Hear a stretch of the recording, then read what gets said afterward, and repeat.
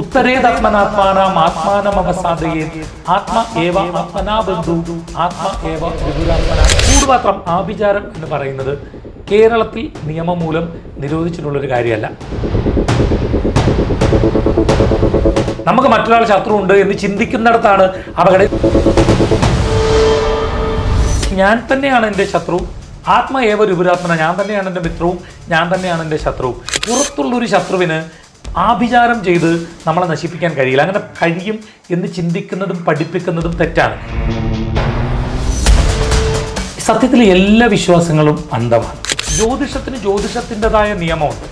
അത് ഒരുപക്ഷെ ക്രിസ്ത്യൻ എന്നോട് ചോദിക്കുകയാണത് സയൻസ് വെച്ചൊന്ന് പ്രൂവ് ചെയ്യുമെന്ന് പറഞ്ഞാൽ അത് പ്രൂവ് ചെയ്യാൻ പറ്റില്ല. ഇന്ന് വരെ ഞാനൊരു വെല്ലുവിളി പോലെ പറഞ്ഞു, കൂടുപാത്രം ചെയ്യുന്ന ആരെങ്കിലും ഉണ്ടെങ്കിൽ അവരുടെ ഒരു നമ്പർ ഷെയർ ചെയ്യൂ എന്ന് പറഞ്ഞു. ഇതേവരെ ആരും ഷെയർ ചെയ്തു. ജീവിതത്തിൽ വഴിമുട്ടി നിൽക്കുന്ന, എങ്ങോട്ട് പോകണമെന്നറിയാതെ ആത്മഹത്യയുടെ മുൻപിൽ നിൽക്കുന്ന ഒരാളെ ഒരു ജ്യോതിഷിക്ക് വളരെ നിഷ്പ്രയാസം ജീവിതത്തിലേക്ക് തിരിച്ചു കൊണ്ടുവരാൻ കഴിയും. ഉത്സാഹിന പുരുഷ സിംഹം ഉപേതി ലക്ഷ്മി. കഷ്ടപ്പെടുന്നവർ മാത്രമാണ് ജീവിതത്തിൽ ഉയർച്ചയുണ്ടാകുന്നത്. ചൊവ്വാദോഷം എന്ന് പറയുന്നത് ജ്യോതിഷത്തിൽ പെൺകുട്ടികൾക്കുമുണ്ട്, പുരുഷന്മാർക്കും പറയുന്നുണ്ട്. പക്ഷെ അത് കൂടുതൽ കേൾക്കുന്നത് ചൊവ്വാദോഷമുള്ള പെൺകുട്ടി എന്നുള്ള. അൺപാക്ക് ആൻഡ് കണക്റ്റിൽ ഇന്ന് നമ്മളോടൊപ്പമുള്ളത് ഹരി പത്രാപുരമാണ്. നമസ്കാരം. നമസ്കാരം. നമ്മൾ ഹൈന്ദവ വിശ്വാസപ്രകാരമുള്ള ജ്യോതിഷത്തിലാണല്ലോ ചേട്ടൻ ജോലി ചെയ്യുന്നത്. അതുമായി ബന്ധപ്പെട്ട ജോലിയാണല്ലോ. ശരിക്കും അവിടുന്ന് തുടങ്ങുകയാണെങ്കിൽ എന്താണ് വിശ്വാസം, എന്താണ് അന്ധവിശ്വാസം? സത്യത്തിൽ എല്ലാ വിശ്വാസങ്ങളും അന്ധമാണ്. ഈ ദൈവികമായ വിശ്വാസം എന്ന് മാത്രമല്ല, ഇപ്പം നമ്മളൊരു ഡോക്ടറെ വിശ്വസിക്കുന്നത്, സയൻസിനെ വിശ്വസിക്കുന്നത്, സയൻറ്റിഫിക്കൽ വിശ്വാസം എല്ലാം അന്ധവിശ്വാസമാണ്. എന്തുകൊണ്ടാണെന്നറിയോ? അതായത് നമ്മൾ ഇന്നത്തെ ഒരു വിശ്വാസം എന്ന് പറയുമ്പോൾ നിങ്ങൾ ചോദിക്കുക സയൻസിനെ വിശ്വസിച്ചുകൂടി, അങ്ങനെയല്ല. പുതിയ പുതിയ കണ്ടെത്തലുകളാണ് സയൻസ് എന്ന് പറയുന്നത്. അപ്പോൾ ഇന്ന് കണ്ടെത്തിയത് ചിലപ്പോൾ നാളെ നമ്മൾ തെറ്റാണെന്ന് സയൻസ് തന്നെ കണ്ടെത്തും. അല്ല പുറത്തുള്ള ആളുകൾ അല്ലെങ്കിൽ ജ്യോത്സ്യന്മാർ കണ്ടെത്തുമെന്നല്ല ഞാൻ പറയുന്നത്, സയൻസ് തന്നെ കണ്ടെത്തും. അത് പുതിയ പഠനങ്ങൾ നടക്കുന്നതുകൊണ്ടാണ്. അതിൻ്റെ പോരായ്മയല്ല ഞാൻ പറയുന്നത്, പുതിയ പഠനങ്ങൾ നടക്കുന്നതുകൊണ്ടാണ്. അപ്പോൾ നമ്മൾ ഇന്നിപ്പോൾ ചെയ്യുന്ന വിശ്വാസം എന്ന് പറയുന്നത് നാളെ അന്ധമായ വിശ്വാസമായിരിക്കും. നമ്മളിപ്പോൾ ചിന്തിക്കുന്നു, ഈ പണ്ട് ചിന്തിച്ചുകൊണ്ടിരുന്നത് കോഡുള്ള വയറ് മാത്രം, ലേപ്പർ ഉപയോഗിച്ച് മാത്രമേ നമുക്ക് ഇങ്ങനെ സംസാരിക്കാൻ പറ്റുള്ളൂ എന്നായിരുന്നു. പണ്ട് വാർത്ത വായിക്കുമ്പോൾ VCR VCP ഇട്ടിട്ട് അതിൽ ഈ ഡയറക്റ്റ് ലൈറ്റ് അടിച്ച് വലിയ മൈക്ക് വയറ്റിൽ കയറ് വെച്ച് കെട്ടി വെച്ചിട്ട് വാർത്ത വായിക്കുന്നൊരു കാലം പ്രാദേശിക ചാനലുകൾക്കുണ്ടായിരുന്നു. അന്ന് എഡിറ്റിംഗ് നടക്കുന്നത് VCR VCP ഇല്ല. ഇടയ്ക്ക് എവിടെയെങ്കിലും ഒരു മിസ്റ്റേക്ക് ഉണ്ടായാൽ ആദ്യം മുതൽ വീണ്ടും വായിക്കേണ്ടി വരുന്നൊരവസ്ഥയുണ്ടായിരുന്നു. അന്ന് ചിന്തിച്ചിട്ടുണ്ടായിരുന്നില്ല ഇങ്ങനെ കമ്പ്യൂട്ടർ വരുമെന്ന്. അപ്പോൾ അന്നത്തെ വിശ്വാസം ഇതാണ്. പക്ഷേ വരുന്ന കാലയളവിൽ മാറി. അപ്പോൾ എല്ലാ വിശ്വാസങ്ങളും അന്ധമാണ്. നിങ്ങൾ ആചാരം അനാചാരം എന്ന നിലയിലേക്ക് അതിനെ കാണുന്നതായിരിക്കും കുറച്ചുകൂടി നല്ലത്. ഇപ്പം ഞാൻ പറയാം, ഇപ്പം ജ്യോതിഷം ഒരു ഉദാഹരണം പറയുകയാണ്. ഇപ്പം ഞാൻ നിങ്ങളോട് പറയുകയാണ്, ജ്യോതിഷത്തിൻ്റെതായ നിയമമുണ്ട്. അത് ഒരുപക്ഷെ ക്രിസ്ത്യൻ എന്നോട് ചോദിക്കുകയാണത് സയൻസ് വെച്ചൊന്ന് പ്രൂവ് ചെയ്യുമെന്ന് പറഞ്ഞാൽ അത് പ്രൂവ് ചെയ്യാൻ പറ്റില്ല. ഇന്ന് വരെ. നാളെ പ്രൂവ് ചെയ്യാൻ പറ്റില്ല എന്ന് നമുക്ക് പറയാനും പറ്റില്ല. നാളെ ചിലപ്പോൾ പ്രൂവ് ചെയ്തേക്കാം. ഇന്ന് എനിക്കിപ്പോൾ നിങ്ങൾ എന്നോട് ഇതൊന്ന് പ്രൂവ് ചെയ്യുമെന്ന് പറഞ്ഞാൽ എന്നെ കൊണ്ട് പറ്റില്ല, കാരണം അത് സാധിക്കില്ല. അപ്പോൾ ജ്യോതിഷത്തിൻ്റെതായ നിയമങ്ങളുണ്ട്. ആ നിയമങ്ങൾ വെച്ചുകൊണ്ട് നമുക്കൊരു കാര്യം പറയാം. ഇപ്പോൾ ക്രിസ്റ്റീനെ എന്നോട് നാളെ അല്ലെങ്കിൽ ഡേറ്റ് ഓഫ് ബർത്തും ടൈമും പറയുമ്പോൾ ഞാൻ ക്രിസ്റ്റീനോട് പറയുകയാണ്, നിങ്ങൾക്കിപ്പോൾ ഇതാണ് ടൈം. ഉദാഹരണമായിട്ട് കണ്ടകശനിയാണ് നിങ്ങളുടെ ടൈം, അല്ലെങ്കിൽ ഒരു മോശ സമയമാണ്. അപ്പോൾ മോശ സമയത്ത് ചെയ്തുകൂടാത്ത ചില കാര്യങ്ങൾ ജ്യോതിഷത്തിൽ പറയുന്നുണ്ട്. അകാലചര്യാം മൃഗയാം ച സാഹസം സ്വദൂരയാനം ഗജവാജി വാഹനം ഗൃഹാപരേഷാം ഗമനം ച വർജയിൽ ഗൃഹേഷു രാജ വിഷമസ്ഥിതേഷു. അതായത് നമുക്ക് മോശക്കാലയളവിൽ ചെയ്യാൻ കഴിയാത്ത കാര്യങ്ങളെ പറ്റിയാണ് പറയുന്നത്. പല കാര്യങ്ങൾ പറയുന്നുണ്ടാവും. ആവശ്യമില്ലാത്ത യാത്രകൾ ഒഴിവാക്കുക, പിന്നെ ഈ മൃഗീയ സ്വഭാവമുള്ള ജന്തുക്കളുമായിട്ടോ ആളുകളുമായിട്ടോ ഉള്ള സഹവാസങ്ങൾ ഒഴിവാക്കുക, പിന്നെ ദൂരയാത്രകൾ പറ്റുമെങ്കിൽ ഒഴിവാക്കുക. അങ്ങനെ ഒരുപാട് സാമ്പത്തിക ഇടപാടുകൾ കുറച്ച് ശ്രദ്ധിക്കുക. അപ്പം ഞാൻ നിങ്ങളോട് പറയുകയാണ്, ഈ സമയം നിങ്ങൾ സാമ്പത്തികമായ ഇടപാടുകൾ ശ്രദ്ധിക്കണം. ആവശ്യമില്ലാത്ത ഇൻവെസ്റ്റ്മെൻറ്റുകൾക്ക് പോകരുത്. പണം വളരെ സൂക്ഷിച്ച് ചെലവഴിക്കുക എന്ന് പറയുന്നത് ജ്യോതിഷമാണ്. എന്നാൽ ഞാൻ നിങ്ങളോട് പറയുകയാണ്, നിങ്ങൾ തീരാൻ പോവാണ്, നിങ്ങൾ പരമദരിദ്രനാവാൻ പോവാണ്, നിങ്ങളുടെ ജീവിതം ഇനി ഒരിക്കലും രക്ഷപ്പെടത്തില്ല. രക്ഷപ്പെടണമെങ്കിൽ നിങ്ങൾ എനിക്കൊരു 50,000 രൂപ തന്നാൽ ഞാനൊരു ഹോമം ചെയ്ത് ഇത് മാറ്റിത്തരാം എന്ന് പറയുന്നത് അനാചാരം. സിമ്പിൾ. ഓക്കെ, നമ്മളെപ്പോഴും കേട്ടിട്ടുള്ളൊരു കാര്യമാണ് കൂടോത്രം ചെയ്യുക അല്ലെങ്കിൽ ശത്രു സംഹാര പൂജ ചെയ്യുക എന്ന് പറയുന്നത്. ഹൈന്ദവ വിശ്വാസപ്രകാരം ഭയങ്കര കോമൺ ആയിട്ട് കേൾക്കുന്ന ഒരു കാര്യമാണ്. ശരിക്കും ഞാൻ മനസ്സിലാക്കുന്നത്, നമ്മൾ ശത്രു സംഹാര പൂജ നടത്തുമ്പോൾ അവിടെ ചെന്ന് നമ്മൾ നമ്മുടെ നാളും നമ്മുടെ കാര്യങ്ങളൊക്കെയാണ് പറയുന്നത്. അപ്പോൾ ശരിക്കും നമ്മൾ ശത്രു എന്നുകൊണ്ട് ഉദ്ദേശിക്കുന്നത് നമ്മളെ തന്നെയാണോ, അതോ നമ്മുടെ മനസ്സിൽ നമ്മൾ സങ്കല്പിച്ച് വെച്ചേക്കുന്ന മറ്റൊരു വ്യക്തിയെയാണോ? ഭഗവത്ഗീതയിൽ ഉദാഹരണം പറയുന്നത് പദ്യങ്ങളുണ്ട്. ഉത്തരേതാത്മനാത്മാനാം ആത്മാനമവസാദയേത് ആത്മ ഏവ ആത്മനാ ബന്ധു ആത്മ ഏവ രിപുരാത്മന എന്നൊരു പദ്യമുണ്ട്. അതായത് ഞാൻ തന്നെയാണ് എൻ്റെ ശത്രു, ആത്മ ഏവ രിപുരാത്മന, ഞാൻ തന്നെയാണ് എൻ്റെ മിത്രവും, ഞാൻ തന്നെയാണ് എൻ്റെ ശത്രുവും. ബന്ധുരാത്മാത്മനസ്തസ്യേ ഏനാത്മൈവാത്മനാജിത അനാത്മനസ്ത ശത്രുത്തേത് വർത്തേത് ആത്മയേവ ശത്രു. നമ്മുടെ ശത്രുവായിട്ട് വർത്തിക്കുന്നത് നമ്മളുടെ ഉള്ളു തന്നെയാണ് എന്ന് പറയുന്നുണ്ട്. ശരിക്കും ക്രിസ്ത്യാനി ചോദ്യവും ഉത്തരവും തന്നെ പറഞ്ഞു കഴിഞ്ഞു. ശരിയാണ്, നമ്മൾ അമ്പലത്തിൽ പോയിട്ട് ശത്രു സംഹാര ഹോമം അല്ലെങ്കിൽ അർച്ചന നടത്തുമ്പോൾ നമ്മൾ നമ്മുടെ നാളും നമ്മുടെ പേരുമാണ് പറയുന്നത്. അല്ലാതെ നമുക്ക് ആരെങ്കിലും ശത്രുതയുള്ളവരുണ്ടെങ്കിൽ അവരുടെ നാളും അവരുടെ പേരും പറഞ്ഞല്ല ചെയ്യുന്നത്. ശരിക്കും നമ്മുടെ ഉള്ളിലെ ശത്രുവിനെ പറ്റിയാണ് പറയുന്നത്. നമ്മുടെ ഉള്ളിലുള്ള ആവശ്യമില്ലാത്ത ചിന്തകളെ, നമ്മുടെ ഉള്ളിലുള്ള മതമാത്സര്യ മോഹങ്ങളെ, നമ്മുടെ ഉള്ളിലുള്ള നെഗറ്റീവായിട്ടുള്ള തോട്ടുകളെ, അതിനെ സംഹരിക്കണമേ എന്നുള്ളതാണ് ആ പ്രാർത്ഥന. പുറത്തുള്ളൊരു ശത്രുവിന് ആഭിചാരം ചെയ്ത് നമ്മളെ നശിപ്പിക്കാൻ കഴിയില്ല. അങ്ങനെ കഴിയും എന്ന് ചിന്തിക്കുന്നതും പഠിപ്പിക്കുന്നതും തെറ്റാണ്. അങ്ങനെ ചിന്തിച്ചാൽ നമുക്ക് മുന്നോട്ട് പോകാൻ കഴിയില്ല. ഇപ്പം പല കുടുംബങ്ങളും നിങ്ങൾ പറഞ്ഞു, ഇപ്പം ശരിക്കും ക്രിസ്ത്യൻ ഹൈന്ദവ വിശ്വാസത്തിൽ മാത്രമല്ല ക്രൈസ്തവ വിശ്വാസത്തിലും ഇത് നിങ്ങളുടെ ആചാരത്തിൽ പറയുന്നുണ്ടോ എന്ന് എനിക്കറിയില്ല, ബൈബിളിൽ പറയുന്നുണ്ടോ എന്ന് എനിക്കറിയില്ല, പക്ഷെ അത് ഫോളോ ചെയ്യുന്ന ആളുകൾ ധാരാളമായിട്ടുണ്ട് എനിക്കറിയാം. അത് ഈ കൂടുപാത്ര എടുക്കുന്ന ചില ആചാര്യന്മാർ ക്രൈസ്തവ സമൂഹത്തിലുമുണ്ട് എന്നുള്ളത് എനിക്കറിയാം. ഇനി അത് അവരെന്ത് ഉപയോഗിച്ചാണെന്ന് എനിക്ക് അറിയില്ല. എന്നോട് ഒരിക്കൽ കോട്ടയത്ത് ഒരാൾ വന്നിട്ട് പറഞ്ഞു, ആളുടെ വീട്ടിലെന്തോ ആഭിചാരം ചെയ്തിട്ടുണ്ടെന്ന് പറഞ്ഞിട്ട് ഒരു അച്ഛനോ മറ്റോ വന്നിട്ട് അതെടുത്തു എന്ന് പറഞ്ഞു. അപ്പം ഇത് കട്ടിത്തറയിൽ നിന്നാണ് ഇത് എടുത്തത്. അപ്പോൾ ഇദ്ദേഹം ആളോട് ചോദിച്ചു, ഇതെങ്ങനെയാണ് ഈ കട്ടിത്തറയിൽ ഇത് വന്നതെന്ന് ചോദിച്ചപ്പോൾ ആ അച്ഛൻ പറഞ്ഞു അത്രേ, അത് എവിടെങ്കിലും കുഴിച്ചിട്ടിട്ട് മന്ത്രം ചൊല്ലി ഭൂമിക്കടിയിലൂടെ ഉദ്ദേശിക്കുന്ന സൈഡിൽ കൊണ്ടുവരാമെന്ന്. അപ്പം ഞാൻ പറഞ്ഞാൽ പിന്നെ ഈ കേബിൾ കമ്പനിക്കാർക്ക്, ഈ ഫോണിൻ്റെയൊക്കെ വലിക്കുന്നവർക്കോ, അവർക്ക് എവിടെയെങ്കിലും ഒരു കുഴി എടുത്തിട്ട് അവിടെ ഇത് കുഴിച്ചിട്ട് മന്ത്രം ചൊല്ലി ഇത് അതിലെ കൂടെ കൊണ്ടുവന്ന് ഈ ഇത്രയും മാൻ പവർ വേണ്ട റോഡൊക്കെ വെട്ടിക്കുഴിക്കണം, KIPക്കൊക്കെ ഒത്തിരി ഉപകാരപ്പെടുന്ന ഒരു കാര്യമല്ലേ. അപ്പം ഇതും പറഞ്ഞ് എല്ലാ വിശ്വാസത്തിലുണ്ട്. ഇസ്ലാം മത വിശ്വാസത്തിൽ ശരിക്കും പറഞ്ഞാൽ ഈ ഹൈന്ദവ വിശ്വാസികളിൽ ഏറെ പങ്കും വിശ്വസിച്ചിരിക്കുന്നത് ഈ നാലാം വേദക്കാർ എന്ന് പറയുന്നത് മുസ്ലിങ്ങളാണെന്നും അവരെന്തൊക്കെയോ ചെയ്യുന്നു എന്നൊക്കെയാണ്. ശരിക്കും നാലാം വേദം എന്ന് പറഞ്ഞാൽ ഹൈന്ദവ വിശ്വാസവുമായി ബന്ധപ്പെട്ട അഥർവ വേദമാണ്. പക്ഷെ മുസ്ലിങ്ങൾ ചെയ്യുന്നു എന്ന് പറയുമ്പോൾ ഇവർ വല്ലാണ്ട് ഭയക്കുന്നുണ്ട്. അപ്പോൾ അവരിലും ഒരു വിശ്വാസമുണ്ട് ഈ ഇസ്ലാം മത വിശ്വാസികൾക്കിടയിൽ. അപ്പോൾ കേവലം ഇത് ഹിന്ദുക്കളുടെ ഇടയിൽ മാത്രമല്ല, ഇങ്ങനെ ഒരു ആശങ്ക എല്ലാവരുടെ ഇടയിലുണ്ട്. നമ്മുടെ ഒരു ഇൻസെക്യൂരിറ്റി ഫീലാണ് ക്രിസ്ത്യൻ. ഇപ്പോൾ ഉദാഹരണമായിട്ട് ഇപ്പം നിങ്ങളുടെ ഒരു ഏറ്റവും അടുത്തൊരു ബന്ധു ആൾ നല്ലോണം മദ്യപിക്കും എന്ന് വിചാരിക്കുക, അയാൾ നല്ലോണം മദ്യപിക്കും. അപ്പോൾ ആൾ തന്നെ ഇപ്പോൾ ഒരാൾ പറയുകയാണ് ഇത് കൂടുപാത്രം ചെയ്തിട്ടാണ് മദ്യപിച്ചതെന്ന് പറഞ്ഞാൽ അയാൾക്കതൊരു എസ്കേപ്പിസമാണ്, ഒരു രക്ഷപ്പെടലാണ്. ഇത് ഞാനല്ല, മറ്റാരോ ചെയ്തതുകൊണ്ട് എൻ്റെ കുറ്റമല്ല എന്ന് വരുത്തി തീർക്കുന്നു. ഇതിലൊരു അപകടം, ഇത് പറയുന്നവർ പറഞ്ഞോട്ടെ എന്ന് വിചാരിക്കൂ എന്ന് നിങ്ങളിപ്പോൾ എന്നോട് പറയാം, അത് പറയുന്നവർ പറയട്ടെ. പക്ഷെ അതിൽ അപകടം എന്തെന്ന് വെച്ചാൽ ഇത് കുടുംബജീവിതങ്ങളെ ഇല്ലാതാക്കുന്നുണ്ട്. പ്രത്യേകിച്ച് ഹൈന്ദവ വിശ്വാസികളായിട്ടുള്ള കുടുംബങ്ങളിൽ അമ്മയും മരുമകളും തമ്മിൽ കൂടുപാത്രം ചെയ്തു എന്ന് പറഞ്ഞ് എത്രയോ വീടുകളിലാണ് പരസ്പരം അവർ തമ്മിൽ സംസാരിക്കാതിരിക്കുന്നത്. എത്രയോ വീടുകളിലാണ് ഈ ജ്യേഷ്ഠൻ്റെ ഭാര്യയും അനിയൻ്റെ ഭാര്യയും തമ്മിൽ കൂടുപാത്രം ചെയ്തിട്ടുണ്ട്, ആഭിചാരമാണെന്ന് പറഞ്ഞിട്ട് മിണ്ടാണ്ടിരിക്കുന്നത്. ഇതൊക്കെ ഓരോരുത്തർ പറഞ്ഞു കൊടുക്കുന്നതാണ്. ഇതൊരു അപകടമാണ്. ഇതെങ്ങനെ കുടുംബജീവിതങ്ങളെ, നമ്മൾ കുടുംബം എന്ന് പറഞ്ഞാൽ കൂടുമ്പോൾ ഇമ്പം തോന്നാണ്, എല്ലാവരും കൂടെ ഒന്നിച്ചു പോകേണ്ടതാണ് ഈ കുടുംബം എന്ന് പറയുന്നത്. ആ കുടുംബജീവിതങ്ങളെ ശിഥിലമാക്കുന്ന തരത്തിൽ ഇത്തരത്തിൽ ആഭിചാരം പറയുമ്പോൾ ഇത് പറയുന്നതങ്ങ് വിശ്വസിക്കുകയാണ്. ഇപ്പോൾ ഉദാഹരണമായിട്ട് ഇപ്പോൾ എന്നോട് പറയുകയാണ് നിങ്ങൾക്കെതിരെ ആരും ആഭിചാരം ചെയ്തു, ഇന്ന് രാവിലെ ഞാൻ തിരിച്ചപ്പോൾ വലിയ ട്രാഫിക് ബ്ലോക്കിൽ പെട്ടുപോയി.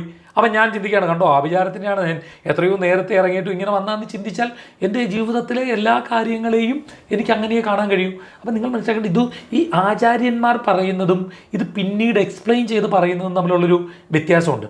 നമ്മുടെ ഉള്ളിലെ ശത്രുവിനെ നമ്മൾ സംഹരിച്ചാൽ നമുക്ക് രസമായിരിക്കും. കാരണം നമ്മുടെ മനസ്സിനെ ശുദ്ധമാക്കുക. നമുക്ക് മറ്റൊരാൾ ശത്രു ഉണ്ട് എന്ന് ചിന്തിക്കുന്നിടത്താണ് അപകടം. ഇത് അറിയാണ്ടിരുന്ന ഒരു പ്രശ്നമില്ല.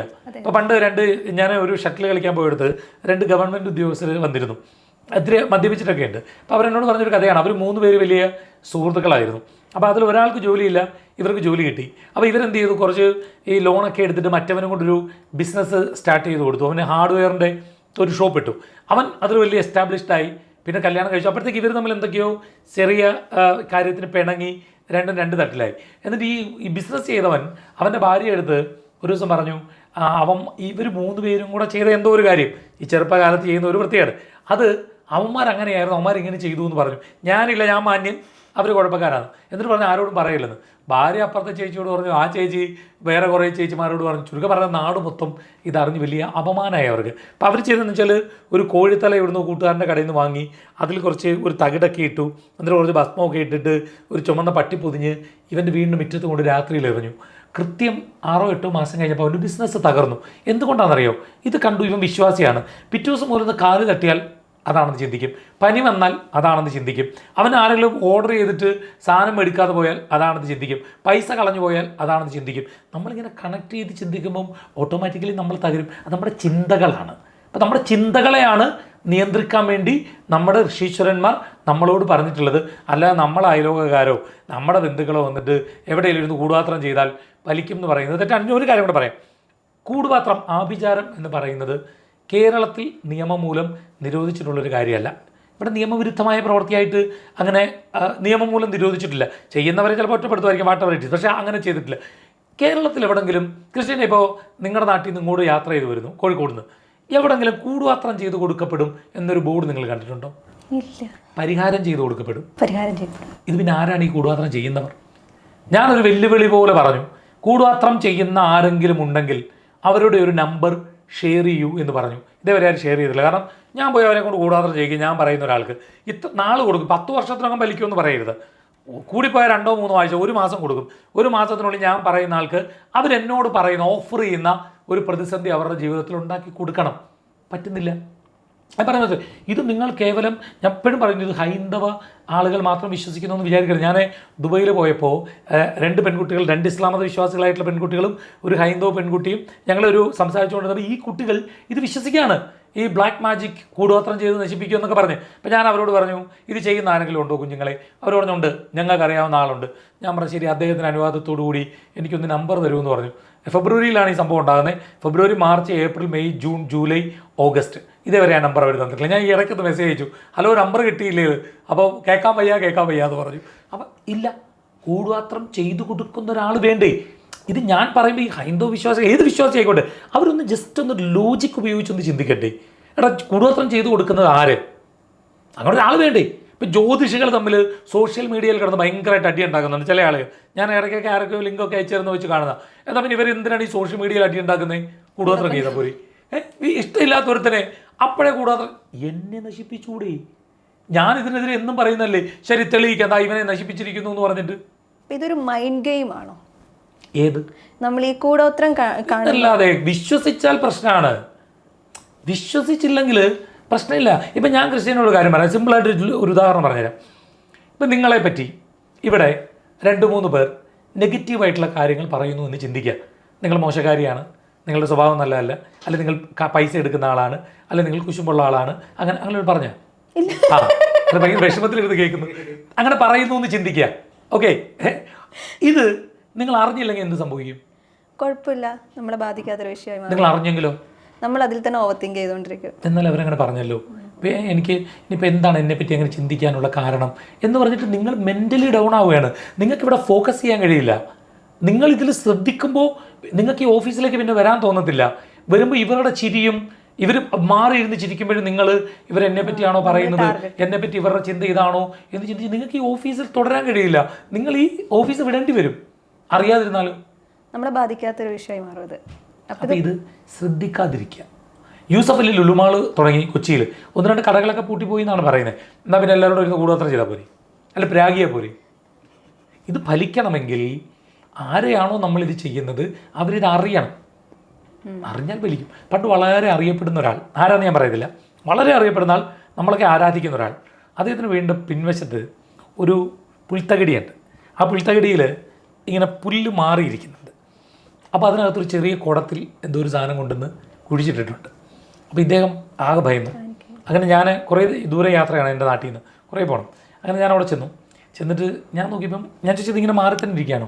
പറഞ്ഞാൽ മതി. അപ്പം ഞാൻ പറഞ്ഞു, ചേട്ടാ ഇത് ഇത്രയും റിസ്ക് എടുത്ത് ഇത് കുഴിച്ചിട്ടവന് ഈ പുല്ല് തിരിച്ചുവിടാം, നിങ്ങൾ ഒരിക്കലും അറിയത്തില്ല. എന്തിനാണ് ഇവൻ മാറ്റി തന്നെ വെച്ചിരുന്നത്? അറിഞ്ഞ എന്താ സംഭവിക്കുന്നത്? പിന്നെ ആളുടെ ജീവിതത്തിലുണ്ടാകുന്ന കുഞ്ഞു കുഞ്ഞു കുഞ്ഞു കാര്യങ്ങൾ പോലും അദ്ദേഹം ഇത് ചിന്തിക്കും. ഇത് കാണുന്നവർ എന്നാൽ പിന്നെ ഇയാൾക്ക് വിശ്വാസമല്ല.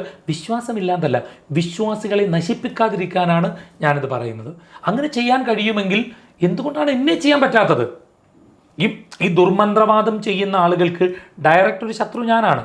എനിക്ക് എൻ്റെ ജീവിതത്തിൽ ഫിനാൻഷ്യലി കുറച്ച് ട്രബിൾ, അതെൻ്റെ ആഹാരം കൊണ്ടാണ്. കാരണം ഞാൻ പോയി മന്ത്രവാദവും അതും പറഞ്ഞ് പൈസ മേടിക്കുന്നില്ല. അതായത് എനിക്കൊരു പ്രശ്നമില്ല, ഞാൻ വളരെ ആസ്വദിച്ച് ജീവിക്കുന്ന ഒരാളാണ്.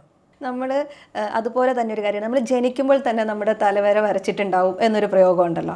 ശരിക്കും അത് കഴിഞ്ഞിട്ട് നമ്മളിങ്ങനെ പറയാണ് ഈ കാര്യങ്ങൾ ചെയ്താൽ നമ്മുടെ ഭാവി നന്നാവും, അല്ലെങ്കിൽ നമ്മുടെ ഇപ്പോഴത്തെ ജീവിതം നന്നാവും എന്ന്. ശരിക്കും അത് ഓൾറെഡി സംഭവിച്ചൊരു കാര്യമാണ്, അല്ലെങ്കിൽ തലവര ഉണ്ട് എന്നുണ്ടെങ്കിൽ പിന്നെ പ്രാർത്ഥിച്ചത് കൊണ്ടോ അല്ലെങ്കിൽ എന്തെങ്കിലും കാര്യങ്ങൾ ചെയ്തത് കൊണ്ടോ നമ്മുടെ ഭാവിയൊക്കെ നന്നാകുമോ? അതിപ്പോൾ എനിക്ക് തോന്നുന്നു ജ്യോതിഷവുമായി ബേസ് ചെയ്ത് പറയുമ്പം ജ്യോതിഷത്തെ പലപ്പോഴും പ്രവചനമാണ് എന്ന് പറയാറുണ്ട്. ജ്യോതിഷം എന്ന് പറയുന്നത് പ്രവചനമാണ്, അത് ചില ആളുകൾ പറയുന്നുണ്ട്. അപ്പം സത്യത്തിൽ ജ്യോതിഷം എന്ന് പറയുന്നത് ഒരു പ്രവചനം അല്ല. ജ്യോതിഷം എന്ന് പറയുന്നത് സൂചനകളാണ്.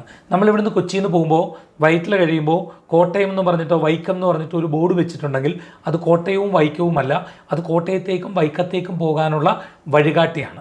ജീവിതത്തിലെ സൂചകങ്ങളാണ്. നിങ്ങൾ വലത്തോട്ട് പോകണോ ഇടത്തോട്ട് പോകണോ എന്നുള്ളത്. ഇതൊരു പ്രവചനമാണെന്ന് ചിന്തിക്കുമ്പോഴാണ് താങ്കൾ പറഞ്ഞ വളരെ കറക്റ്റ് കാര്യമാണ് കേട്ടോ കൃഷ്ണ. കാരണം അങ്ങനെ ഇതൊരു പ്രവചനമാണെങ്കിൽ പിന്നെ അമ്പലങ്ങളുടെ ആവശ്യം വരുന്നില്ല. കാരണം നമ്മൾ പരിഹാരം ചെയ്യുന്ന എന്തിനാണ് അമ്പലത്തിൽ പോയിട്ട് കണ്ണി കൊള്ളാനുള്ള പുരുകത്തി കൊണ്ടുപോയി എന്ന് പറയുന്ന പോലെ. അതേസമയം ഇത് ഇങ്ങനെയാണ്. ഇപ്പം ക്രിസ്ത്യാനിയുടെ ജീവിതത്തിൽ പോകുന്ന വഴിക്ക് ഇങ്ങനെ സംഭവിക്കുമെങ്കിൽ നിങ്ങൾ എത്ര ഇതെടുത്താലും എത്ര ഇത് ചെയ്താലും നിങ്ങൾക്ക് അത് സംഭവിച്ചിരിക്കണം. അപ്പോൾ അത് സൂചനകളായിട്ട് എടുക്കുക എന്നുള്ളതാണ് അതിനകത്തെ കാര്യം. അല്ലാതെ പ്രവചനമല്ല. നിങ്ങൾ ആ വഴിയൊന്ന് തിരിഞ്ഞു പോയാൽ അത് നല്ലതാണ് എന്ന് പറയുന്നത് മാത്രമാണ് ജ്യോതിഷം. അല്ലാതെ ഇതൊരു പ്രവചനമാക്കി പലരും സംസാരിക്കാറുണ്ട്. പലരും അങ്ങനെ വിശ്വസിക്കുന്നുണ്ട് ഇതൊരു പ്രവചനമാണ്. ഈ പ്രവചനമാണെന്ന് വിശ്വസിപ്പിച്ചാൽ പിന്നെ പ്രവചനങ്ങൾക്ക് പരിഹാരമില്ല, പിന്നെ പരിഹാരം ചെയ്യേണ്ട കാര്യമില്ല. ജ്യോതിഷത്തിൽ പരിഹാരങ്ങൾ അമ്പലത്തിൽ ധാരാളമായി പറയുന്നുണ്ട്. അപ്പോൾ പരിഹാരങ്ങൾ പറയുന്നത് കൊണ്ട് തന്നെ ഇതൊരു പ്രവചനമല്ല. നമ്മുടെ ജീവിതത്തിൽ നമ്മൾ പഠിക്കാനുള്ളത് പഠിക്കുക, നമ്മൾ ജീവിക്കാനുള്ളത് ജീവിക്കുക, നമ്മൾ ജോലി ചെയ്യാനുള്ളത് ചെയ്യുക. ഉത്സാഹിനാം പുരുഷ സിംഹം ഉപേതി ലക്ഷ്മി. കഷ്ടപ്പെടുന്നവന് മാത്രമാണ് ജീവിതത്തിൽ ഉയർച്ചയുണ്ടാകുന്നത്. ഹൈന്ദവ വിശ്വാസപ്രകാരം ജ്യോതിഷത്തിന്റെ പ്രാധാന്യം എന്തോരുണ്ട്? ഇതൊരു വിശ്വാസത്തിന്റെ ഭാഗമായിട്ടുള്ള വേദങ്ങളിലെ 4 അംഗങ്ങളിൽ പറയുന്ന കാര്യമാണ്. വേദത്തിന്റെ കണ്ണാണ് എന്നുള്ള നിലയിൽ പറയുന്ന കാര്യമാണ്. ശരിക്കും ഇത് ബേസിക്കലി ഇതിൻ്റെ ഏറ്റവും വലിയൊരു ഉദ്ദേശം എന്ന് പറഞ്ഞാൽ ജീവിതത്തിൽ വഴിമുട്ടി നിൽക്കുന്ന, എങ്ങോട്ട് പോകണമെന്നറിയാതെ ആത്മഹത്യയുടെ മുൻപിൽ നിൽക്കുന്ന ഒരാളെ ഒരു ജ്യോതിഷിക്ക് വളരെ നിഷ്പ്രയാസം ജീവിതത്തിലേക്ക് തിരിച്ചു കൊണ്ടുവരാൻ കഴിയും. അതൊരു ഹോപ്പ് നൽകുന്നു എന്നുള്ളതാണ്. ഹോപ്പ് വർക്ക് ജീവിതത്തിൽ പ്രവർത്തിക്കുക എന്നുള്ളതാണ്. പ്രവർത്തിക്കാൻ വേണ്ടി ഒരാൾക്ക് പറഞ്ഞു കൊടുക്കാൻ കഴിയും. ഇപ്പം ഞാൻ ആദ്യം നമ്മൾ തുടങ്ങിയപ്പോൾ പറഞ്ഞു നിങ്ങൾ സാമ്പത്തിക ഇടപാടുകൾ ശ്രദ്ധിക്കുക എന്ന് പറഞ്ഞു. ഒരു വിശ്വാസിയായിട്ടുള്ള ഒരാളോട് ഒരു ആസ്ട്രോളജർ പറയുമ്പോൾ അവർ 100% ശ്രദ്ധിക്കും. ഉദാഹരണമായിട്ട് ഇതിലൊന്നും ജ്യോതിഷത്തിലൊന്നും വിശ്വാസമില്ലാത്ത ഒരു ഹൈന്ദവ വിശ്വാസി അല്ലാത്ത എനിക്ക് വളരെ അടുപ്പമുള്ള ഒരു കുടുംബത്തിൽ ഒരു പയ്യൻ, അവന് അമിത വേഗതയിൽ വാഹനം ഉപയോഗിക്കുന്ന ആളാണ്. നല്ല വേഗതയിൽ ഉപയോഗിക്കും. പക്ഷെ അവന് വണ്ടിയില്ല. അവൻ വല്ലവരുടെയൊക്കെ വണ്ടിയിലാണ് പോകുന്നത്. അവൻ്റെ അച്ഛൻ വിദേശത്താണ്. അപ്പോൾ ഇവരുടെ അച്ഛനോട് ഇവൻ ബഹളം വെച്ചിട്ട് അമ്മയോട് ബഹളം വെച്ചു, ബൈക്ക് വേണമെന്നൊക്കെ പറഞ്ഞിട്ട് വല്ലാതെ ബഹളം വെച്ചു. ബഹളം വെച്ചപ്പോൾ അവസാനം ഇവർ ഗതി കെട്ടിട്ട് മേടിച്ചു കൊടുക്കാമെന്ന് പറഞ്ഞു. എന്നിട്ട് ഇവർ പറഞ്ഞൊരു കാര്യം ചെയ്യും, എന്തായാലും ഇത്രയും നീ ഹരിയാണയുടെ അടുത്ത് പോയി സമയം നോക്കിയെങ്കിലും എടു നീ കാരണം ഇവൻ എടുത്താലും ഇവൻ അപകടം ഉണ്ടാവും, ഉറപ്പാണ്. അപ്പോൾ ഇവരങ്ങനെ എൻ്റെ അടുത്ത് പറഞ്ഞു വിട്ടു. അപ്പോൾ ഇവൻ എൻ്റെ അടുത്ത് വന്നു. എന്നിട്ട് ഡേറ്റ് ഓഫ് ബർത്ത് സമയമൊക്കെ പറഞ്ഞ് ഞാൻ നോക്കിയിട്ട് ഞാൻ അവനോട് പറഞ്ഞത് ഇപ്പോൾ കണ്ടകശനിയാണ്, ഒരു 1.5 വർഷം കൂടി ഉണ്ടത്. അപ്പോൾ ആ സമയത്ത് പിന്നെ പദ്യമൊക്കെ ചൊല്ലി ഈ വാഹന അപകടമൊക്കെ ഉണ്ടാവാൻ സാധ്യതയുണ്ട്, ശ്രദ്ധിച്ചുപയോഗിക്കണം എന്നുള്ള അർത്ഥത്തിലാണ് ഇത് പറയുന്നത്. അത് കഴിഞ്ഞ് വൈകുന്നേരമായപ്പോൾ ഇവൻ്റെ അമ്മ എന്നെ വിളിച്ചു, ഹരി എന്താണ് മോനോട് പറഞ്ഞത്? ഞാൻ പറഞ്ഞില്ല, സമയം എടുത്ത് കൊടുത്തു. വേറെ എന്തെങ്കിലും പറഞ്ഞോ? ഞാൻ പറഞ്ഞില്ല, എന്താ കാര്യം? അല്ല, അവൻ വന്നിട്ട് പറഞ്ഞു 1.5 വർഷം കഴിഞ്ഞ് മതി ബൈക്കെന്ന്. അപ്പോൾ ഇത് വേറൊരാൾ പറഞ്ഞാൽ അവനൊരു പക്ഷേ കേൾക്കില്ല. പക്ഷെ അവനൊരു വിശ്വാസം തോന്നിയത് കൊണ്ട്, ഞാൻ പറഞ്ഞത് കൊണ്ട്, അത് എന്നെപ്പോലൊരാൾ പറയുമ്പോൾ അവന് വിശ്വാസമുള്ള ഒരാളാണെങ്കിൽ അവനത് കേൾക്കും, അതവൻ ഫോളോ ചെയ്യും. ഇത് ശരിക്കും ജ്യോതിഷി എന്ന് പറയുന്ന ആൾ കേവലം ഇങ്ങനെ വരുന്നവരുടെ അടുത്ത് എനിക്ക് പൈസ കൊണ്ടുപോകാം എന്ന് പറയുന്ന ആളല്ല. അവർക്ക് ഉപദേശങ്ങൾ നൽകുകയും അവരുടെ കുടുംബത്തിലെ പ്രശ്നങ്ങളിൽ ഇടപെടുകയും അവർക്ക് നല്ല വഴികാട്ടിയാവുകയും ചെയ്യേണ്ടുന്ന ഒരാളാണ്. ജ്യോതിഷം കൊണ്ടുള്ള അൾട്ടിമേറ്റ് ബേസിക്കലായി ഉള്ള ഉദ്ദേശം എന്ന് പറയുന്നത് വളരെ പ്രതിസന്ധി നിൽക്കുന്ന ഒരാൾക്ക് ഒരു ഹോപ്പ് നൽകുക എന്നുള്ളത് സിമ്പിൾ കാര്യമല്ല. അത് നമ്മൾ വളരെ സിമ്പിളായിട്ട് പറഞ്ഞെങ്കിലും അതൊരു സിമ്പിൾ കാര്യമല്ല. നമുക്കൊരു സുപ്പീരിയർ പവർ ഉള്ള ഒരാൾ ഒരു കാര്യം പറഞ്ഞാൽ ഓട്ടോമാറ്റിക്കലി നമ്മുടെ ജീവിതത്തിലേക്ക് അത് സംഭവിക്കാം. കാരണം സംഭവിക്കാൻ വേണ്ടി നമ്മൾ വർക്ക് ചെയ്യും. പണ്ട് ഞാനൊരു കഥ വായിച്ചാണ്. ഒരാൾ അമേരിക്കയിലാണ്, അയാൾ ബിസിനസ്സിൽ തകർന്നിട്ട് സൂയിസൈഡ് ചെയ്യാൻ തീരുമാനിച്ചിട്ട് അയാളിങ്ങനെ പോകുമ്പോൾ ഒരു സുഭമകൻ്റെ അവിടെ ഇങ്ങനെ ഇരുന്നു കുറച്ച് നേരം. അപ്പോൾ ഒരു മനുഷ്യൻ വന്നിട്ട് ചോദിച്ചു, എന്തിനാണ് നിങ്ങൾ കരയുന്നതെന്ന് ചോദിച്ചു. അപ്പോൾ പറഞ്ഞു, എനിക്കിങ്ങനെ ബിസിനസ്സിലൊക്കെ തകർന്നു പോയി, ഞാൻ സൂയിസൈഡിൻ്റെ വക്കിലാണ് എന്ന് പറഞ്ഞു. അപ്പോൾ അദ്ദേഹം പറഞ്ഞൊരു കാര്യം ചെയ്യൂ, ഇപ്പം നിങ്ങൾ എന്തായാലും സൂയിസൈഡ് ചെയ്യേണ്ട, ഞാൻ നിങ്ങൾക്ക് കുറച്ച് പണം തരാം, നിങ്ങൾ അത് വെച്ച് ബിസിനസ് ഒന്നുകൂടെ ചെയ്തിട്ട് സക്സസ് ആവുന്നെങ്കിൽ ആയാൽ നിങ്ങൾ അടുത്ത വർഷം ഇതേ ദിവസം ഇതേ സമയത്ത് ഇവിടെ വരണം, അപ്പം ഞാനിവിടെ വരും, നിങ്ങളും വരണം. ആയാലും ആയില്ലെങ്കിലും നിങ്ങൾ വരണം എന്ന് പറഞ്ഞു. അങ്ങനെ ഇദ്ദേഹം ചെക്ക് ഒപ്പിട്ട് കൊടുത്തപ്പോൾ അദ്ദേഹം ചെക്ക് നോക്കുമ്പോൾ ജോൺ കെല്ലിയോ അങ്ങനെ കണ്ട് പറഞ്ഞ അമേരിക്കയിലെ ഏറ്റവും വലിയൊരു സമ്പന്നനായിട്ടുള്ള ആളുടെ ഒപ്പമാണ്. ഇയാൾ ഞെട്ടിപ്പോയി. അപ്പോൾ അദ്ദേഹം പറഞ്ഞു, ഇത് മാറരുത്, നിങ്ങളിപ്പോൾ ഇത് കയ്യിൽ വെക്കുക, എന്നിട്ട് നിങ്ങൾ ബിസിനസ് ചെയ്യുക, എന്നിട്ട് ആവശ്യമുണ്ടെങ്കിൽ മാത്രം ഇത് മാറുക എന്ന് പറഞ്ഞു.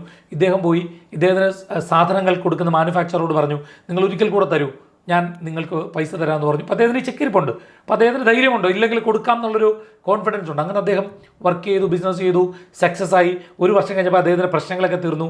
അദ്ദേഹം വീണ്ടും സൂപ്പർ മാർക്കറ്റിലേക്ക് എത്തി, മറ്റേ അദ്ദേഹത്തെ കാത്തിരിക്കുന്നു. കുറച്ച് കഴിയുമ്പോൾ അദ്ദേഹം ഇങ്ങനെ ഓടി വരുന്നു. വരുമ്പോൾ ഇത് നല്ല സന്തോഷത്തിൽ നിൽക്കുമ്പോൾ കുറേ ആളുകൾ വന്ന് ആ മനുഷ്യനെ പിടിച്ച് കെട്ടുകയാണ്, പിടിച്ച് വലിച്ചു കൊണ്ടുവന്നു. അപ്പോൾ ഇത് ഓടിച്ചെന്ന് ചോദിച്ചു, നിങ്ങൾ എന്താണ്, നിങ്ങൾ എന്താ കാണിക്കുന്നത്, ഇത് ആരാണെന്ന് നിങ്ങൾക്ക് അറിയോ, ഇത് ജോൺ കെല്ലി എന്ന് പറഞ്ഞ ആളാണ് എന്ന് പറയുമ്പോൾ ആ സെക്യൂരിറ്റിക്കാർ പറഞ്ഞ്, ക്ഷമിക്കണം സാർ, ഇയാൾ മാനസിക രോഗാശുപത്രിയിൽ നിന്ന് ചാടി വന്നാണ്, ജോൺ കെല്ലി ആണെന്ന് പറഞ്ഞ് പലരോടും ഇങ്ങനെ പറഞ്ഞ് നടക്കുന്നതാണ് ഇദ്ദേഹത്തിൻ്റെ രീതിയെന്ന്. ശരിക്കും പറഞ്ഞാൽ ആ ഫേക്ക് ചെക്കാണ്. പക്ഷേ ചെക്ക് കിട്ടിയതിൻ്റെ ഒരു കോൺഫിഡൻസ് അയാളുടെ ജീവിതത്തിൽ ഉണ്ടാക്കിയ ഉയർച്ചയില്ലേ, അത് നമുക്കൊക്കെ ഉണ്ടാവും.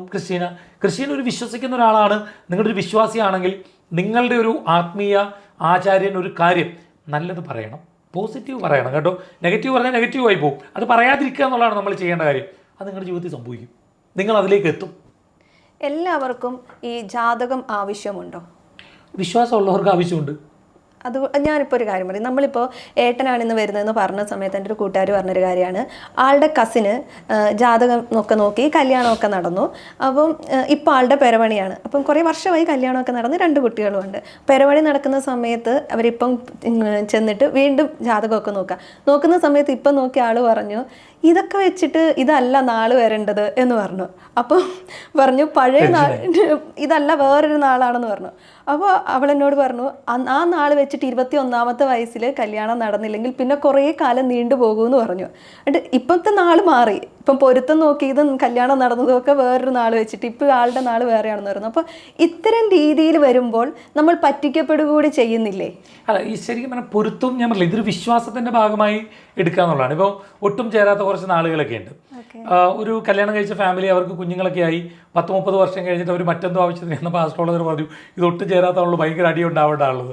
തമാശയായിരിക്കാം, പിറ്റേ ദിവസം പോലെ അടി തുടങ്ങിയതാണ് പറയുന്നത്. കാരണം അറിയാതിരുന്നപ്പോൾ പ്രശ്നമില്ലാതെ പോവുകയും അറിഞ്ഞു കഴിഞ്ഞപ്പം അടി തുടങ്ങി എന്നുള്ളതാണ്. ഒന്നാമത് ഇവർ എന്തിനാണ് ഇത്രയും വർഷമായി കുഞ്ഞുമായിട്ട് പൊരുത്തം നോക്കാൻ പോയി എന്നുള്ളതാണ്. 2, ആ ആസ്ട്രോളജർ ഒരിക്കലും അത് പറയാൻ പാടില്ല. നമുക്ക് നമ്മുടെ കയ്യിലുള്ളൊരു വിദ്യയെ എങ്ങനെ ഉപയോഗിക്കണം എന്നുള്ളത് നമ്മളാണ് തീരുമാനിക്കുന്നത്. അപ്രിയമായ സത്യങ്ങൾ പറയാൻ വേണ്ടി പാടില്ല. ഇല്ലെങ്കിൽ നമുക്കത് വളരെ രസകരമായി ഒരു ക്വസ്റ്റ്യൻ നമുക്ക് പല രീതിയിൽ ചോദിക്കാം. ഒരു ക്വസ്റ്റ്യൻ തന്നെ ഇപ്പം ഞാനിവിടെ വായിച്ചാണ്, ഒരു പള്ളിയിലച്ഛൻ 2 പേര് തമ്മിൽ തർക്കമുണ്ടായി. ഒരു മദ്യപിച്ചു ഇരിക്കുന്ന ആൾ, അതിലൊരാൾ പറഞ്ഞു, പ്രാർത്ഥിച്ചുകൊണ്ടിരിക്കുമ്പോൾ മദ്യപിക്കുന്നത് തെറ്റാണ് എന്ന് പറഞ്ഞു. അപ്പോൾ അങ്ങനെ ഒരു തർക്കം ഉണ്ടായ കുഴപ്പമില്ല എന്നൊക്കെ പറഞ്ഞു. അങ്ങനെ ഇവർ പള്ളിയിലച്ഛൻ്റെ എടുത്തിരുന്നു. അപ്പോൾ ആദ്യത്തെ ആൾ ചോദിച്ചു, അച്ഛാ പ്രാർത്ഥിച്ചുകൊണ്ടിരിക്കുമ്പം മദ്യപിക്കുന്നത് തെറ്റാണോ? അപ്പോൾ അച്ഛൻ പറഞ്ഞു, കുഞ്ഞെ പ്രാർത്ഥിച്ചുകൊണ്ടിരിക്കുമ്പോൾ മദ്യപിക്കുന്നത് വളരെ തെറ്റാണ്, പാപമാണ്, അത് ചെയ്യാൻ പാടില്ല എന്ന് പറഞ്ഞു. മറ്റേ ആൾ ചോദിച്ചു, അച്ഛോ കള്ളു കുടിച്ചിട്ടിരിക്കുമ്പോൾ പ്രാർത്ഥിക്കണം തോന്നിയാൽ പ്രാർത്ഥിക്കുന്നത് തെറ്റാണോ? അപ്പോൾ അച്ഛൻ പറഞ്ഞു, മോനെ എപ്പോൾ നമുക്ക് പ്രാർത്ഥിക്കണം തോന്നിയാലും പ്രാർത്ഥിക്കാം. ആക്ച്വലി ക്വസ്റ്റ്യൻ 2 ഒന്നാണ് എന്ന് പറഞ്ഞ പോലെ നമ്മൾ എങ്ങനെയാണ് പ്രസൻറ്റ് ചെയ്യുന്നത് എന്നുള്ളത്.